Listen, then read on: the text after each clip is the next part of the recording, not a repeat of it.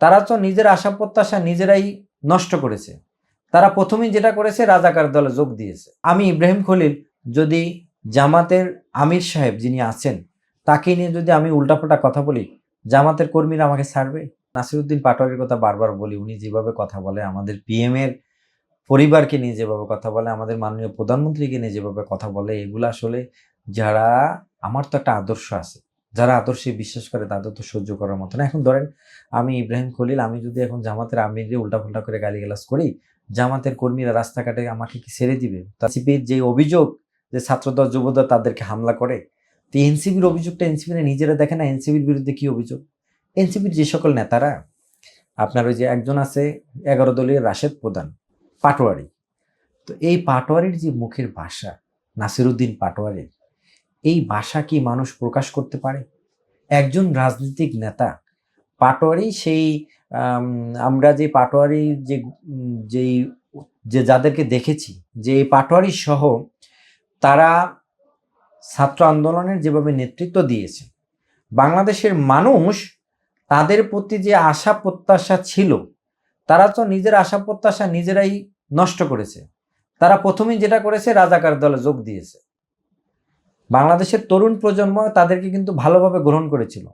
এই পাটোয়ারি সহ নাহিদ সহ যারা ছিল, বিরোধী চিফ হুইপ জনাব নাহিদ ইসলাম সহ যারা আছে, এই নতুন যে দলটাকে এনসিপিকে বাংলাদেশের তরুণ প্রজন্ম ভালোভাবে নিয়েছিল। কিন্তু যখনই তারা রাজাকারের দলে যোগ দিয়েছে, তারা কিন্তু আর এই তরুণ প্রজন্মের সাথে কিন্তু আর তাদের সম্পর্কটা আর নাই। তরুণ প্রজন্ম তাদেরকে কিন্তু বলতে গেলে বয়কট করেছে। এখন তারা 8-10 জন লোক নিয়ে যে পুলিশ প্রোটোকল তারা পায় সরকার থেকে, তারপর 8-10 জন লোক একটা মঞ্চে দাঁড়ায়, সামনে মনে করেন 10 জন থাকে, আমাদের ওই কি যেন প্রেসিডেন্ট প্রার্থী খায়রুল দেওয়ানের মতন, খায়রুল দেওয়ান নাকি, হ্যাঁ খায়রুল দেওয়ানের মতন দাঁড়িয়ে একলা একলা ভকভক করে নাসিরউদ্দিন পাটোয়ারি, আর মনে করেন আমাদের মাননীয় প্রধানমন্ত্রী তার পরিবার সহ যা মুখে আসে তা বলে। এখন আমরা তো একটা আদর্শ ধারণ করি ভাই। In the heart of the city rises a destination built for greatness. International Convention City, Bosundhara. Life takes a new course. এই আদর্শ নিয়ে যদি আপনি গালিগালাজ করেন, আপনার মুখে যা আসে, আপনি যদি রাজনৈতিক শিষ্টাচার বলতে ন্যূনতম যদি না জানেন, তাহলে উত্তেজিত বা উত্তেজনা তো তৈরি হবেই। তো টুকটাক যেটুকু আছে এটা উত্তেজনার ফল। আর আমাদের মাননীয় প্রধানমন্ত্রী যদি আমাদেরকে নির্দেশনা সহ আমাদেরকে কঠোরতার সাথে না রাখতো, তাহলে নাসিরউদ্দিন পাটোয়ারি সহ এনসিপি যেভাবে আমাদের প্রতি আক্রমণ করে, আমাদের মাননীয় প্রধানমন্ত্রীকে আক্রমণ করে, তার পরিবারকে আক্রমণ করে, তারা তো এতদিনে ধূলিসাৎ হয়েছে, তাদের নামগন্ধ মানুষ মুছে ফেলতো। বিএনপি, ছাত্রদল, যুবদল সব বিএনপি, তাদের নামগন্ধ থাকবে না এই দেশে। কিন্তু এখন পর্যন্ত বিএনপি সেটা করে নাই। বিএনপি ধৈর্যের সাথে আছে। বিএনপি এখন পর্যন্ত সম্মান দেখাচ্ছে।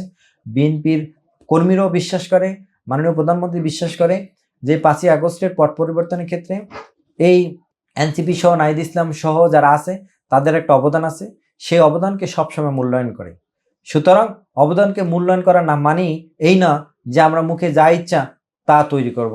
আমি ইব্রাহিম খলিল যদি জামাতের আমির সাহেব যিনি আছেন তাকে নিয়ে যদি আমি উল্টাপাল্টা কথা বলি, জামাতের কর্মীরা আমাকে ছাড়বে? আমার মুখে যা আসে যদি আমি যদি তা বলি, মানে আমার আল্লাহ আমার একটা মুখ দিয়েছে, আমি যা মন চায় তা বলবো? কে জামাতের আমির, কে রাষ্ট্রের গুরুত্বপূর্ণ ব্যক্তি, যা মন চায় তা বলতে থাকবো? অযৌক্তিক।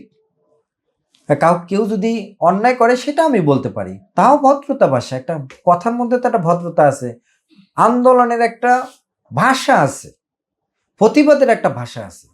প্রতিবাদ মানি না নোংরা বক্তব্য দেওয়া।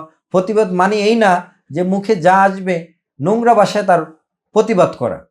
তো সুতরাং ওই নাসিরউদ্দিন পাটোয়ারি সহ রাশেদ প্রধান সহ জামাতের যে 11 দলীয় জোটের যে এনসিপি সহ যারা আছে, সমস্ত ঘটনার জন্য তারাই দায়ী, তাদের মুখের ভাষা দায়ী।